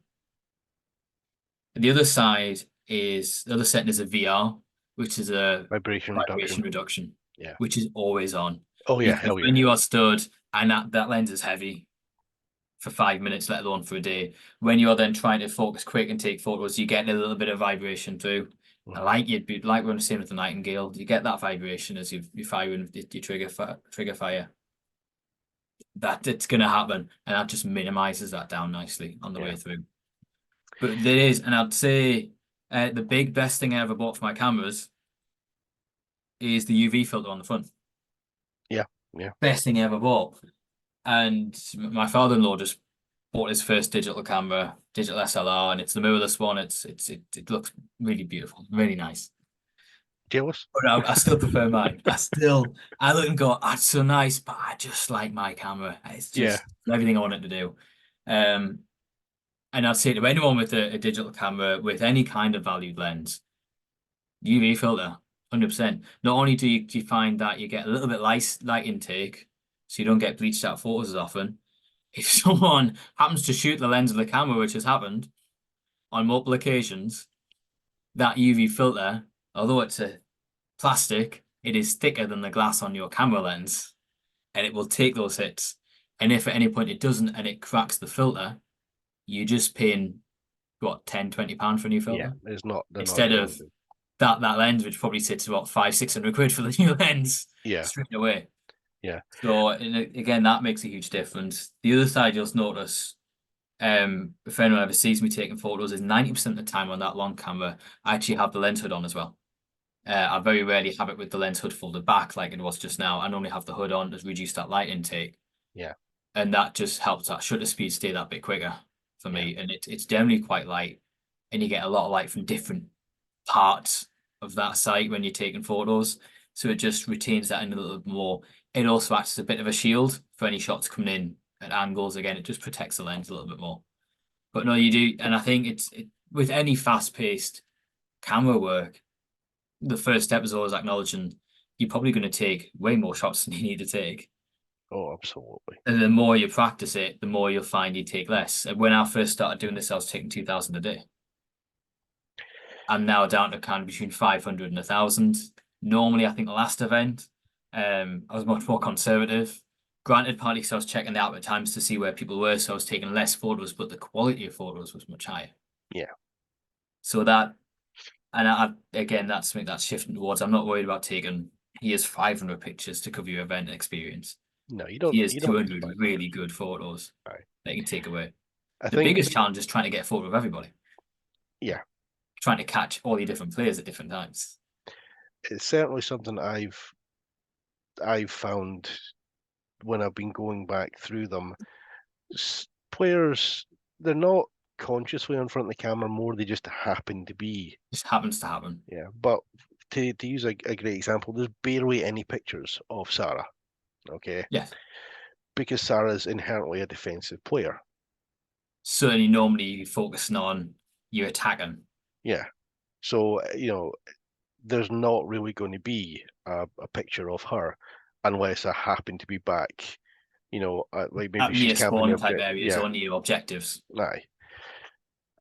Or you're going to get a whole lot more players. The upfront ones are the ones who aren't necessarily camera shy. Yes. But one of the things I wanted to discuss was camera settings because I'm sure we discussed this. We've talked about it in person before, yeah. Physically Um, on when yeah, you were at Dishforth last time, I think we talked about it. yeah, because for example, naturally shooting under natural light, okay, on a decent We day, say decent with quotation marks, it is yeah, Dishforth. Scottish weather, or English Decent weather weather, technically, yes. Dishforth weather. Yeah. Yes. So I think, well, one of the things is like, for example, um, you've got the triangle of ISO, shutter speed, and aperture, Yeah. okay, which basically all interact to form the picture. I I don't, well, I like I like shots that don't necessarily well, to be very, very clear, I like clear shots. Okay, Yeah. I I like a w- nice clear image where I can. yeah, I don't mind a little bit of movement in them. Okay, but I typically like things to almost be like just an instantaneous snapshot where it's static and there's almost like no sign of movement, okay, whatsoever. So Yeah. I tend to have my shutter speed up to say 1/200th, okay. Yeah. Um, um, That's fast. yeah. I've done like BMXing and rollerblading photography, and even at 1/200th, you are still getting, You're gonna get a little bit of the it's yeah, fast, but it's the yeah, I the imagine roller skating BMX is that a little bit faster than Earth. yeah, well, but yeah. Considerably faster than Earth. Let's Considerably, combine yeah. the two. Let's make a real amazing day. Oh, Let's get someone on rollerblades with a Nerf gun and send them down the big six. one, Go hit I a would be branch. stupid enough to do that. Two, It'd be great. she would tell me off for it. Take the shield. No one will get you. But you Oh get the yes, objective yes, in about 10 seconds and yeah. then collapse. Um, Actually, no. The if I remember right, the 1/200th was I have a speed flash. Yes. Um, and it for through the lens metering, it Yeah. caps out at 200. Okay.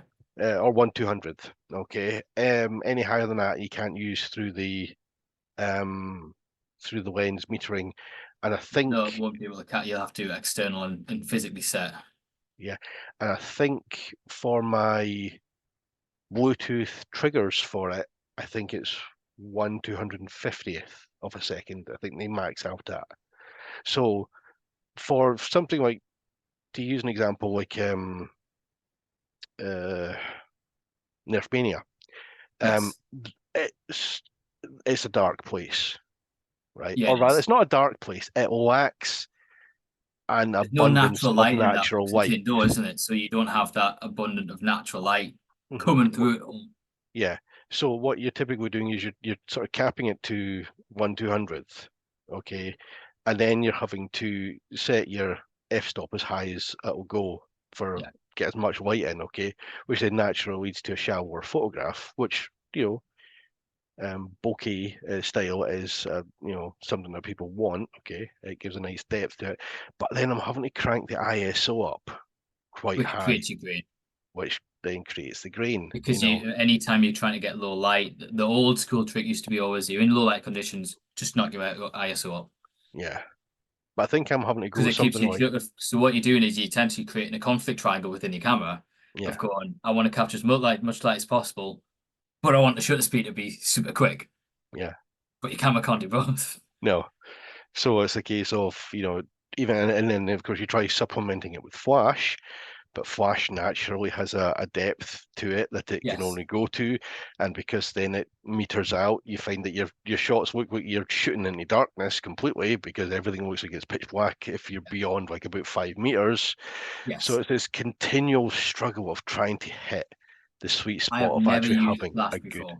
I've never used a flash. However, after running the CQB at ground level, I'm now thinking I'm going to get a flash unit, yeah. a cheap flash unit, because in those backup buildings, we're going to actually capture people. So be wary of flash photography at future events. Um, Well, the and what difference I'll is probably you look can at us always doing borrow is getting mine some if red I'm coming down to an cellophane. event. I'm going to red cellophane the flash lens. So it's not absolutely dazzling. And I think that'll give a really nice texture to the photos in the buildings that have that red flash highlight rather than just let's blind everyone. Yeah, I'm thinking, I'm yeah, acting as a flashbang for the other team to come in. yeah, Like, congratulations. yeah. Speed flash, close range. Yeah, you're like That's exactly what you're gonna I can do. see stars. Ah, But I mean, with settings, yeah, funny settings. That camera for every event never gets switched off of auto. you're joking. Every single photo is on auto. And even if we put up right now, there's a picture, we'll put it in the background of, I believe it's um Bornheed, Adams there, I think Al's in it. It's the whole team on the pushback with the blue smoke across the front. It's probably one of my favorite photos from the day. They're all stacked on the wall, ready to charge in, and Yeah. Adam stood just out the way, just out of shot or just kind of not worried about getting hit because he's physically in the spawn area. And it is a great photo, and that's on automatic settings. No touch up, no nothing. That came out just perfect. And that is one of those one in a million photos. Yeah. But it's Um. on automatic, and then all I do is afterwards, I'll post process. If anything looks like, oh, I think I could tweak that a little bit more, I'll tweak it a little bit. Yeah. I tend to sort of use. I'll typically stick mine into. I think it's Cyber Producer. Um. Or is it Cyber Director? Power Director. It's one of these sort of.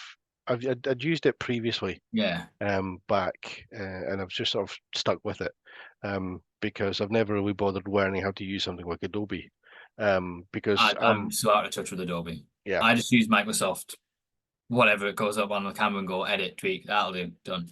And if I need to do anything really fancy, I'll use Canva. Um, honestly, I find you're this not getting a sometimes Christmas just card this year, simple mate, right? and basics. Yeah. Keep it simple, keep it basic. Take plenty of photos, Oh and yeah, don't be afraid to be really harsh on yourself, going, it's awful.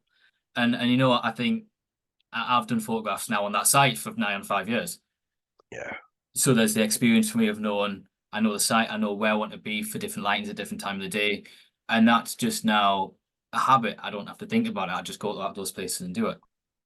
Well, I know that Sarah and I are going down to the event that's on in Teesside, in a week's time.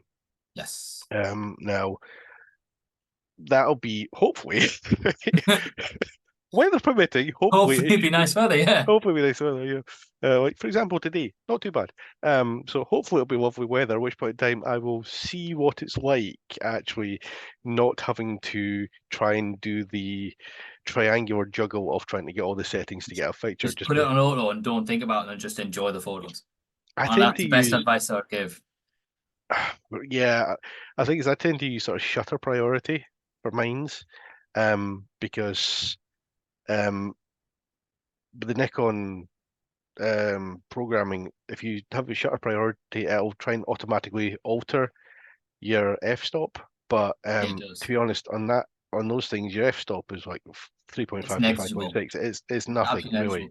negligible. I think mine is set on, I'm going to double check it while we're talking, but I actually think it is set on priority for shutter speed Hmm. above everything else. Yeah, Let me just jump into the settings on because here. what actually no, I do use shutter priority because what I'll do is I will try and quickly sort of gauge the incoming light and maybe sort of adjust the shutter to try and compensate it for occasionally. Um, but it's like a constant struggle, a constant juggle of trying to get something to work, and it occasionally decides, I'm not playing, Yeah, you know. and it does. I've just checked. I am actually, it works out its priority as well. It is literally in pure automatic mode. Whatever it picks up, it's going to go with and do the best it can. Yeah, and it is it's the one of the great strengths of the sort of that generation of cameras and the other ones as well, the newer ones as well, is that they had a really good automatic shutter function and Yeah, that is automatic the settings. craze of that camera for me is, yeah, I could, you know what, I've tried it in sport mode before and I've Yeah, run events in sport mode. All that happens is I take 3 times as many photos and have the same amount of photos that I put live. yeah, I just, instead of having going click, click, click, I go, and by the time I've got to take 20 photos there. And it's yeah. just a person in slow motion, just, it's a frame by frame of a person moving. And you might, I mean, I done that once when I was at Aviemore, a place up north, and they were doing Yes. a red coat reenactment. Um, Okay. and so they were firing black powder muskets. And I've got a shot, and it genuinely was pointing it at the person, so they've framed, and then just holding the shutter in and just taking a stream of photographs to get the one shot when Of you it got the leaving the musket. flash. Yeah, Okay, you're gonna get your flash and you're gonna get just as your ball's leaving the musket as well. yeah, and don't get me wrong, it was a phenomenal shot, and it was worth like the 500. You Yeah. know. And the hard bit, is just staying perfectly still so that Yeah, every shot's gonna look the same. and then watching your camera have a slight meltdown as it tries to sort of process them What across at to you. the end when it's like, I'm just gonna dump these and you can look at them later. You're watching the back of your camera trying, and it's just like, there's the last one he took. That'll do. That's all you're gonna get. Yeah, that's fine. Yeah. So, oh yeah, I mean, it's great. I mean, and it's nice just to be able to see, because I think the whole thing with the photography topic was, I have for a long time stood by the statement that you need photographic and video content to go onto social media to grow a hobby. Okay. Other opinions may vary, and they're free to be wrong. I just think that yeah, sorry, but you're free to be No, wrong. fair. Yeah, I you think, need, but I agree. I think if you need something to show the hobby, you need something to showcase the hobby, otherwise it won't go. Word of mouth on its own is great, but you put some pictures and people are like, oh wow, I want to be involved in that. yeah, That's how we got more found at Dishforth at one point. We got more people in interest because they sort of went, oh, we've seen, it could be Al's footage, it could be your footage, it could be we've seen the photos online, and we're like, oh, it looks really good, I want to come. yeah, And that's where it goes beyond word of mouth. That you start to go, right, we've got growth, we can roll, we can yeah, start to pick things up. And that then becomes a right, we've got more players, we can look at different game types, different game styles. I need to think ahead of this box here because I got 16 people playing that it per team. How many megas do I need? Probably three. You have to really think about your game tactics. Which flicking back to the app a little bit made it easier with the yeah, app. yeah, absolutely. The app, not so much the morning, but it is simply enough now. It's simply enough now, we'll say. Now I've got the hang of it. At lunchtime, I could set up the whole event for the afternoon, and it times the event. I don't have to sit with watching a timer going, oh, it's half an hour, I'm going to start it now. Mhm, It'll after half an hour say something, and I'll just rig breaks in between, and it'll give me enough to go, oh, okay, that's now finished. That game's done. Air horn. Let's go back. Let's restock, refill ammo, whatever we need to do. Or okay, we're gonna walk over to this area site now, play this game. And when we're getting there, it's roughly timed out. So wait maybe a couple of minutes, and it's gonna set off and start the next phase, next game type. mhm, All the objectives come back up. yeah. So it helped with the actual organizational structure. I genuinely look forward to the May event, um, to and being getting the opportunity to see it in person, and to use it. because as we were sitting chatting before we started recording, one of the things I had been when I was doing a previous chat about the recording via mobile phones. Yes. One of the things that I had sort of picked up there was, this isn't going to work, is it? You can see bits of it. We can see, but however you put it in front of you, it works. That's a good tactic. There we go. Okay, There we go. and I'm wearing a black T-shirt because, of course, Yeah, because you planned organization. ahead so well. But essentially, because I've got my Nightingales, side rails on the Nightingales, and if you get a Picatinny to quarter inch adapter, you could put that on the side and then have your mobile phone. See if this works without me breaking my mobile. Definitely use a spare mobile on there. I would never use your own instant one if you're going to carry it out. Uh, this Unless one, you've got some really good insurance or a really good case. yeah. Also, not really worried. Um, but we do technically have spare mobiles. We But don't take any liability for that way. I don't take liability for anything getting damaged. for example, just to use that, okay, there Yeah. with the screw point there, that attaches onto the Nightingale, so you can have that. You got your map of your site in field Yeah. of view And if you're with worried about your where your team battery is. going dead, a little Yeah. power adapter, a little power bank, okay, wacky band on the back of that, right? Because Gosh. yay, jury rig, right? Yeah. Okay, you've Hey, got this. nothing You've got says this. better Durig than lackey bands and duct tape. Yeah, you've got this Works for entire everything. setup here, okay? Which, yeah, sure, admittedly, to one side because of the weight of the damn thing, okay? But it's a case of, you can see, it's a nice way the equivalent of a heads up, Yeah, But I'm looking forward to the opportunity of using the app in larger games where I maybe think it'll be we can get some fantastic. higher numbers. And I know there's a lot of talk now. We used to have a lot of radios and people have different radios, walkie-talkies, and try and communicate that way. Now what I'm hearing a lot on the grapevine is people just using Discord. They're using Discord on the It was something that mobile, was sort of touched linking upon it. at Boba Fest, wasn't it? Yeah, it was. But people are using Discord voice chats and Oh, just yeah. leaving it open all Oh, day as a yeah. comms line. From a tactical gameplay, that's perfect. Oh, that's brilliant. And you pair Oh, that that's with the so app. genius when you think about it. You Yeah, pair that with the app showing your location of your team. You can instantly go, oh, David, you're closest to go this place, or let's pinch around this way, and you can also see that motion happening. Whether we do it in larger games with a couple of cheap tablets that are wired up to it and well, not necessarily wired up, but lots of power banks in the yeah, back of them, really big power bank, so that yeah, you could almost create games with a comms area in it, an actual fortress station where it's a safe area for you guys to spawn, but also acts as a command bunker where that person yeah, can see everything. yeah. You I can think, set it up in loads of different ways so that you could have a team leader status, and only the team leader can actually trigger your scans like UAVs.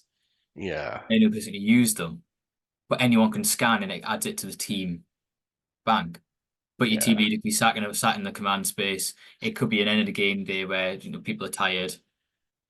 I want to chill and just defend an area, so I'm still kind of in the game, and you're still involved. hmm You're on a comms watching what's happening and supporting the team in that way. yeah, So that there's loads of different ideas and loads of different options for it. We probably won't use that for a lot of the games because I quite like the idea of anyone can see what this scan is theirs, they can use it. As a player, I can't think of anything worse than if I scan something and go, I'm going to use that UAV when I need it, and then I go, someone else has used it on my team at the worst time. I didn't yeah. need it, and I need it now. I Um, think that would definitely be something that perhaps would not go down too well. no, I definitely wouldn't. But even if we take away all the toys, little QR codes to scan. And it could also be a slight amusing part of the game if you can scan a QR code. Oh, what does this say? Better turn around. Oh, bang. Oh, oh, it's that kind of motion. Okay. The Nerf equivalent of those Dark Souls notes that are left for people You could, occasionally. have things like check under the table. Oh, look, there's another one. Check on top of the table. Oh, there's another one. Check under. Congratulations, you've searched the whole room and found nothing. We could build so much out. Almost Oh, like a little hidden game across the whole site, just utilizing QR codes oh, that I can then just that would be brutal to replace. do to somebody. You just replace QR code. And that's all you do is you just replace the QR code every time. Dead easy. You can make them nice and big so you can scan it from a distance as well. Always useful. One. So we've been chatting for a wee while, and I think we've pretty much covered in as much depth as we could sort of go into with just the two of us, the Yeah. various different topics, including the Run app, bit of photography there, and the events at Dishforth there. What's coming up in the future for Dishforth and for Spartan events? So probably the biggest event of the year is going to be in Bob Shack. Majority of that is done by Nerf Shack himself. He reached out to me about looking at sites. We agreed on Dishforth because it's a good, well-established site. They do a lot of work for us as well. Mm-hmm. So that's going to be majority Nerf Shack. A lot of the organisation on it is their side. I'm just helping them arrange the site and get that where it needs to be. So that 100% credit to them for that side of things. Absolutely, yeah. Moving forwards, kind of before then, coming back a little bit to more near future, we were looking at game events on the 25th of May. It's probably going to be our next one. We took a break in April. I needed a holiday. That's the truth. So we took a rest in April, come back in May, a bit stronger. Yes, 25th of may or may not be thinking along the lines right now of a Hitchhiker's Guide to the Galaxy theme. Feels a bit too good to pass up, given the Yeah. date matches so nicely. It's the glorious 25th It of really is. May for any Discworld fans, and it's Hitchhiker's Guide to the Galaxy Title Day for any Douglas Adams fans. So, quite frankly, there's going to be at least one very angry nerd if there isn't something related to that on the day. There You're definitely will warned. be something related to that on the day. Whether it's subtle, it might be a treasure hunt with QR codes. You never know at this point. Like the Oh, world's my oyster right now, right? Have fun in the CQB with a torch trying to find the QR code. Um, I'm but going to I think regret that saying the that. dynamic of the games at Dish for the start to shift. For a long time now, we've played with medic rules where everyone can revive anyone. Yeah, Um, 1, 2, 3, revive. we all wanted to revive, or we've had I want to rock revive. We've had loads of fun with those systems. I'm looking at trying new dynamics moving forward. I know it's probably not going to be May. It's probably going to be 2, maybe 3 events. Might be next year, event wise, where we're looking at a more of a medic system in place. So depending on the team size, will dictate how many medics there are. And I'm going to look at actually getting stuck in with some electronics again and programming, which I haven't done in years. So that's going to be interesting. Good luck. And create essentially medic pens and revive pens on a pressure sensor. So you would hold it on the person, it will count up for you. So there's no discussion about how fast can you say 1, 2, 3 revive or 1, 2, 3 revive and then back up again. Yeah. Because we see that all the time. You can't stop it. It's going to happen. But this will standardize that. The big difference in this as well is it will count up how many revives that medic is using. Mm-hmm. And I'm just thinking something really basic. You press it on them, it plays a sound as it does it, beeps twice to say it's done, and a little screen on front will count up, and there'll be a Mm-hmm. reset button somewhere in there as well. With that medic system will also be the ability to move a down player. So you don't have to Oh, pin and go, I need to now try not to get shot while I'm reviving this person. You can hand on the shoulder. I'm not saying drag, right? Someone's going to drag someone. It's going to happen at some point, yeah. right? No one's going to physically drag around a corner, but I'm saying a hand on, and you can walk them out the way or move them out the way to then revive. Some of us slightly more cuddly players will not be Yes. getting dragged. We will be very gently Yes. ushered. It's like, And that's a bit of a blowback to when we first started at the site. We had those kind of rules in effect, and then we switched over. I'm looking at switching that back. So again, the play style is a little bit different. It's a bit more challenging. You've got the capacity where you can move someone back and they can't shoot, but you can as you move them back, and then you can revive them. You have to start to think about how many medics do we have? You need to protect that medic. Because if that medic gets downed, they can't move themselves. Only the medic can move another person. yeah, So realistically, they can either revive themselves on the spot and use one of the revives, or they're going to go back and respawn, in which case you have no medic. yeah. And in games like Pushback, having that medic on hand and not having that medic on hand can really have an impact on I how can fast. imagine that making a difference. I'm also looking at programming those so have a count up function and a count down system, Mhm. which means there might be some days where we say, right, you've got your medics, each medic has 30 revives, that's all they got throughout the day. Or we can reset it That so you've got 5 revives per per match.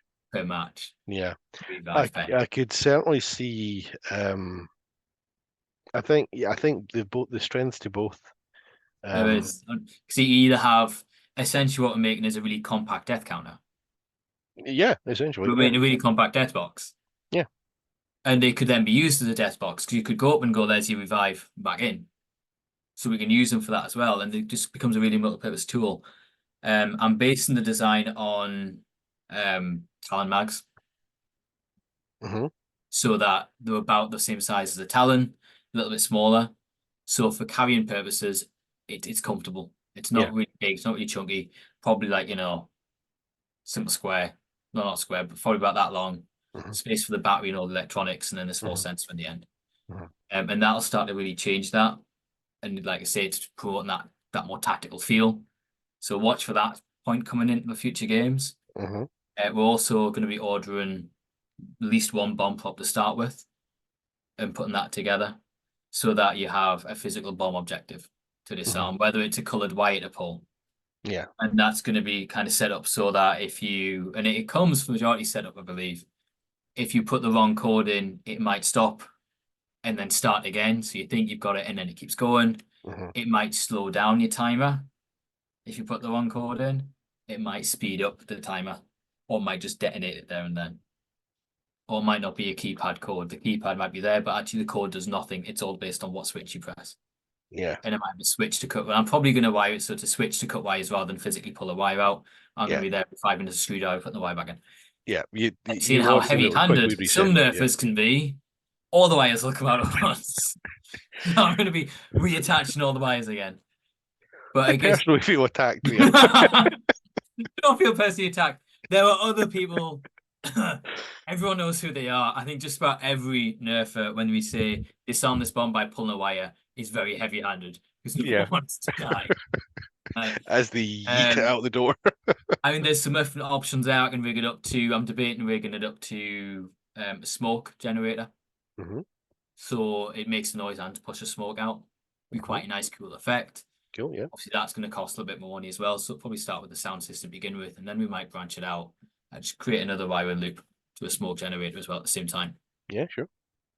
So all those kind of things, and that'll mean that we'll come away a little bit from the inflatable props that I sit and spend a good hour and a half inflating, and then another 6 hours trying to deflate to get home. Yeah. And we'll start to move more to those kind of props, more challenging time gameplay. It's still treasure hunt, still fun. Find some inflatable stuff. The dice is going to stay, so the dice is never going to leave. But moving to some more just kind of experimental type game types, some of the stuff we used to do in the past that we've gotten out of sync with. Yeah, the thing is, you try it, it works or it doesn't work. You got to keep it interesting. If I get bored running a game, I know for a fact players are going to get bored playing it. Yeah, I think it also gives, if somebody's gone to an event previously and maybe not had a great time, and a new experience coming back. And it's a brand new experience, and they're thinking, oh right, what I didn't like about when the first time I went is now thrown out the window, and I've actually turned out really enjoyed it.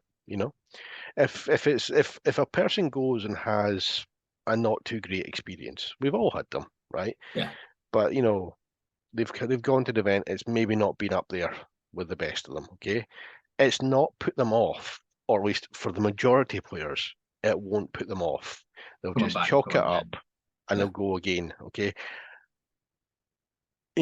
Players, let's make sure I say this right. The rule set for an event might not be to their liking. They'll go, they'll play, they'll maybe not necessarily get as much fun out of it. But a disruptive player going along will have a much more have a huge negative impact. Okay, and there's players out there who won't go to other events if they know a certain player's attending. Okay. Yes. And we can try and be as inclusive and encompassing, and we can't please everyone. That's the bottom line. I think no matter what we do, you're never going to please everyone. And it's something that I've always thought about when I'm looking at planning the games. I'm going, oh, will this work for everyone? And then I don't go, it doesn't matter if it works for everyone or not. This sounds quite a cool game style. Yeah. This sounds like it'd be quite fun to play if I was playing ourselves. So let's just try it and let's see what it'll be. And Yeah. that's where the dice came from. The Yeah. dice came from, I would think it'd be hilarious if instead of just discs, you had a dice. Yeah. How much are going to cost me to buy some inflatable dice? £5 from China. Let's do it. Yeah. Let's buy 6. Let's buy 4 and test it. One didn't work. I've only got 3. One's already broken. That's because it's from China. Standard. One's not going to work. So I've got 3. That worked okay. You know what would be cool if we had one of these for every building? Let's buy another pack of 4, knowing one's not going to work. And I've got 6 dice. So I've got one for every building. Yeah. And thus And the roll the dice game is born. yeah, and it's proven to be a massive success that everybody loves to do.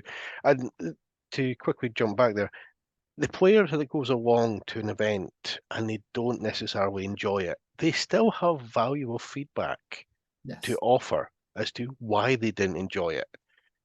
But a player that doesn't enjoy an event because of a disruptive player, or somebody who doesn't take their tags, or somebody that's not bullying, but somebody that they feel as if they're being sort of like particularly targeted by, it's very difficult to get that feedback out into the Yes. environment and have it listened to by the other player.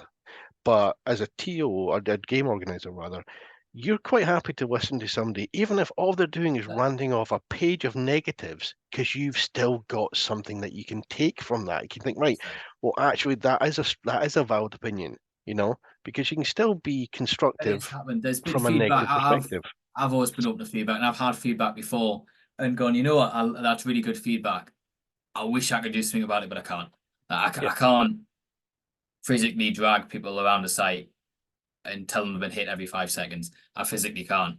no, I can't. I wish I could tidy the whole site so it wasn't slippery. Because sometimes it's slippery, and I've had that before. The site's very slippery.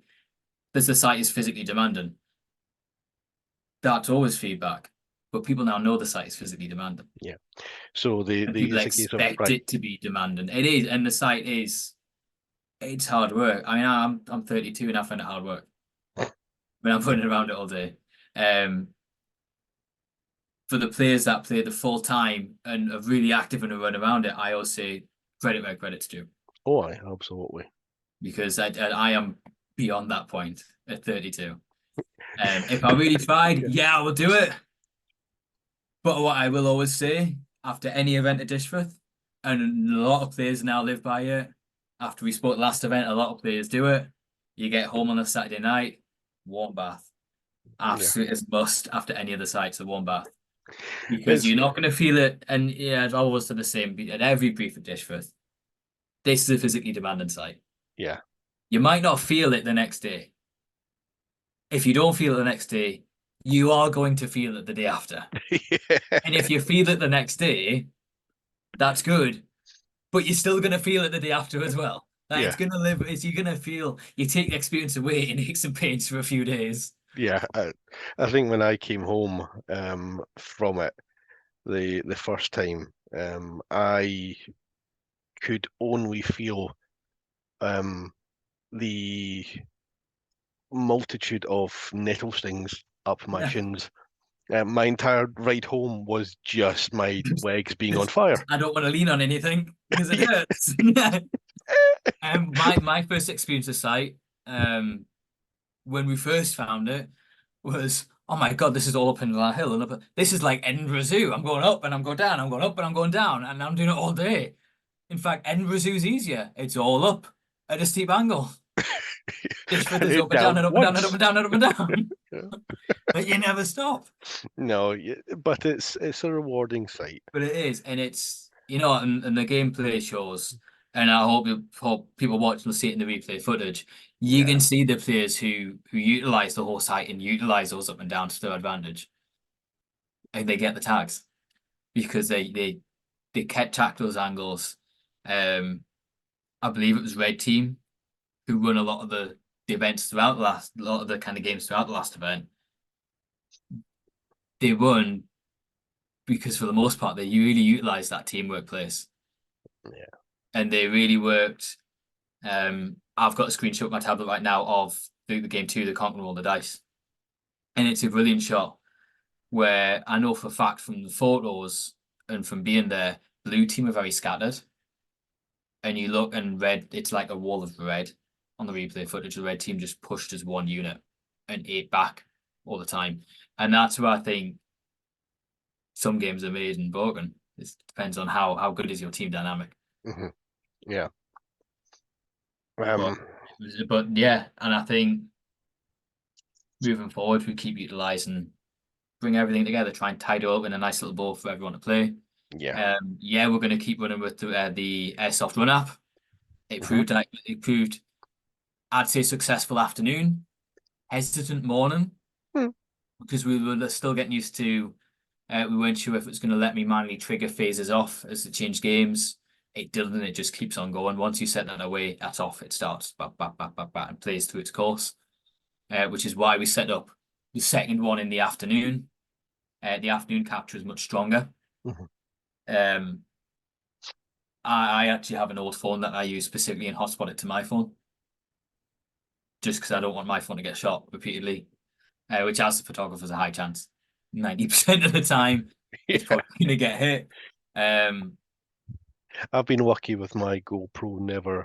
My GoPro Never has take a direct hit. been, well, I think it actually has.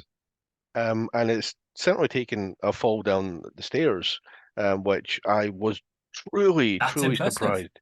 Yeah, I mean, I've got the media mod Okay. for mines, which is basically an external microphone rather than utilizing Okay. the internal microphone on the GoPro. Yeah. So it actually acts also essentially like a little bit of a A bit of a buffer, it just shortcut. Yeah, bounces. Yeah. yeah.